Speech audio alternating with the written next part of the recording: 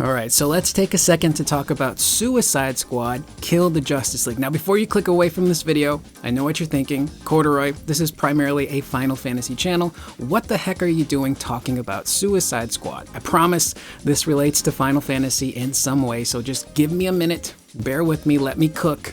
If you don't like it, downvote the video or leave a comment down below, oh, he think he doing something, and move on with your day. But I promise, this might be worth it. Now, I believe it was about 2 weeks ago when we got that Suicide Squad showcase, and it was overwhelmingly negative. Now, I will be honest, the one thing that really did impress me about that showcase was the mobility and traversal mechanics. Anytime you have an open world game that has really good traversal and mobility, I'm on board with that.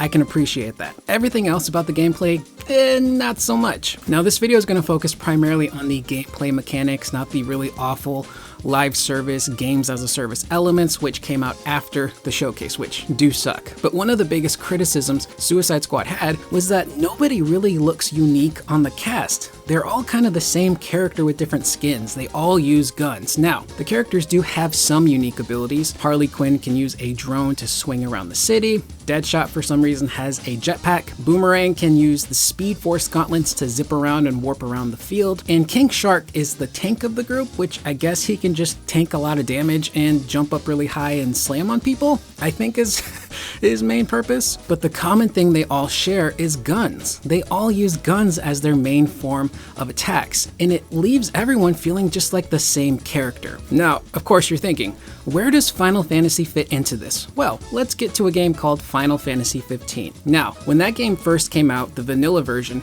you could only play as the main character, Noctis. When they did release the Royal edition of the game, which was like the Game of the Year full complete version of the game, you could play as every member of the Chocobro crew. Noctis was the most versatile. He could use every weapon the other characters could use. Gladio was the tank of the group, primarily using shields and great swords. Ignis was the speedy assassin who could use elemental daggers to slice enemies up, and Prompto was the ranged attacker of the group. Pistols, rocket launchers, grenades, he could do all the ranged stuff. And I really feel like Suicide Squad could have taken a page out of Final Fantasy 15's combat book and allow these really cool DC characters to look and feel unique instead of just all using guns. Harley should be the Noctis of the group, the most versatile, her primary weapon being a range of different baseball bats that maybe have different effects or they're made out of different materials. Sure, she could use some guns here and there, but she's not going to be proficient in those guns. Deadshot should be the Prompto of the group. He should be the main character using guns. He should probably be the only character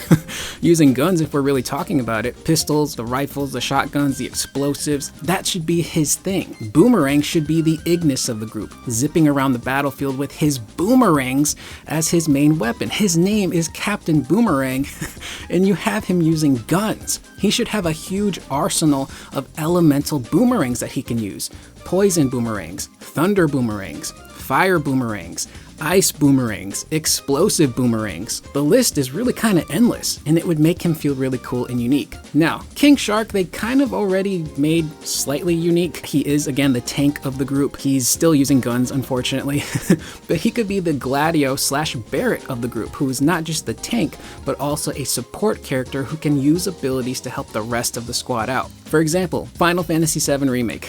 The character of Barrett is the ranged support tank of the group. He's got high defense, he can do range damage, but he also has some abilities that not only raise his defense, but also help out his party members. For example, he has an ability called Lifesaver, where he will protect his other party members by taking their damage, which is really cool.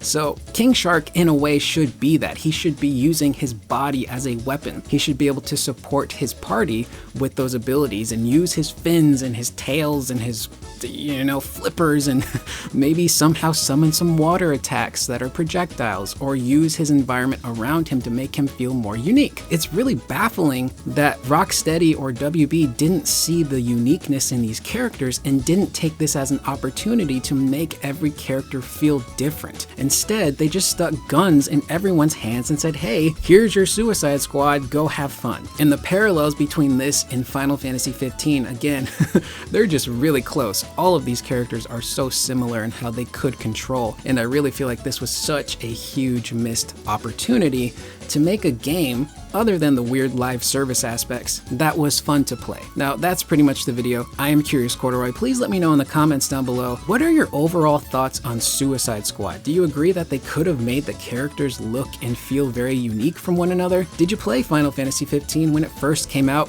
And what did you think of the Royal Edition? Let me know in the comments down below. I will see you guys in the next video. Please remember to always be excellent to one another.